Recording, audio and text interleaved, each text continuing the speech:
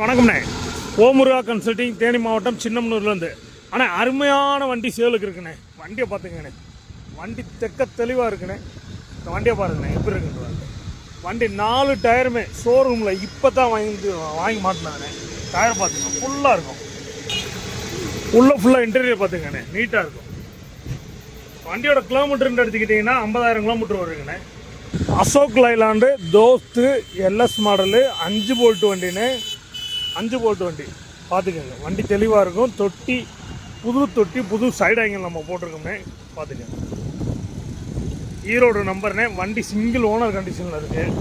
வண்டியோட மாடல்னு கேட்டிங்கன்னா 2023க்கு 24. வண்டி வந்து எஃப்சி 2 வருஷம் போட்டு கொடுத்துருவோம். இன்சூரன்ஸ் 1 இயர் போட்டு கொடுத்துருவோம்.